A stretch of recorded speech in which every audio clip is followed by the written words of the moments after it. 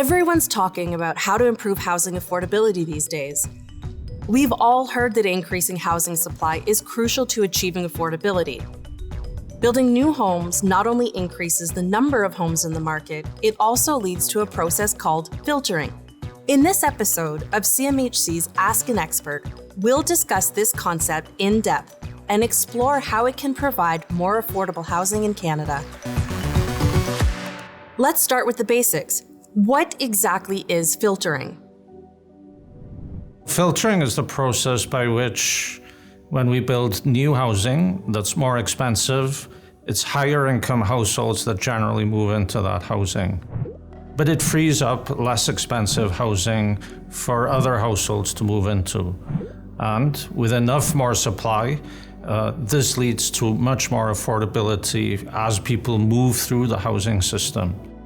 This is why it's really important to look at the housing system overall and to look at the dynamic effects of more housing supply over time. CMHC's new research and international studies show that filtering does provide more affordable housing.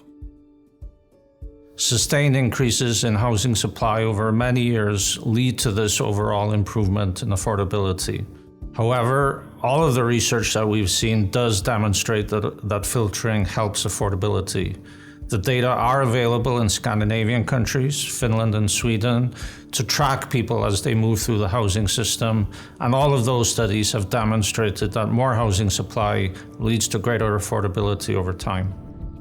Finnish research shows that when a new home is built, 60% of the people who move into homes that become available next are from lower income families. This means that building new homes helps many families with less money find a place to live. New construction, it does cost a lot of money. Materials, labor, land, it's all very expensive. This is why increased housing supply in the first instance will help lower the price across the market system of housing and over time improve rental availability. A key aspect of filtering is how buildings age and depreciate as they get older. Depreciation plays a critical role in the filtering process. As buildings age, their rents and their value tends to decrease. Our research shows that rents decrease 5% after the first 4 years relative to a new building. After 20 years, the rent decrease relative to a new building is more like 20% in inflation-adjusted terms. So in other words, older buildings are more affordable for lower-income households than newer buildings. When discussing housing strategies, some believe that focusing on either low-cost or high-cost housing is the right approach. But based on our research, that's not the case. We need to increase housing supply for everybody. Filtering, increased market supply of households will help the vast majority of Canadians, but we also need policies to help those at the low end of the income distribution. It's true that filtering doesn't work overnight, but studies from the US show that the filtering effect can be felt within 2 to 5 years. These studies also show that for every 100 new units built in above median income neighborhoods creates 70 vacancies in below median income neighborhoods. So there's a lot of criticisms of filtering. It takes too long, it doesn't work, there's no evidence, and other policies need to be followed.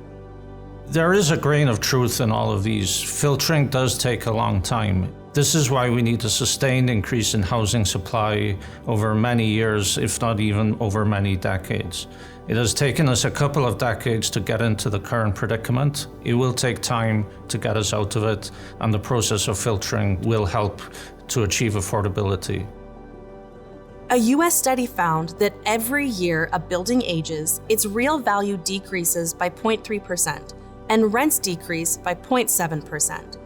It also found that a new unit's tenants tend to be less affluent and have incomes 3% lower than those of the previous tenants, while for owner-occupied homes, there's a 0.5% income decrease at turnover. This means that over time, newer units eventually become the more affordable housing of tomorrow. We need complementary policies to help those that are living in social and affordable housing.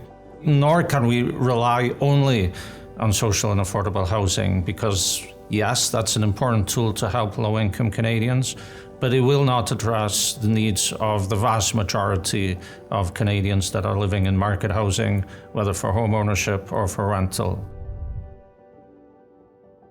We've talked about the importance of new housing and filtering, but what role can the government play? Government policies can support filtering by ensuring a sustained high level of housing supply.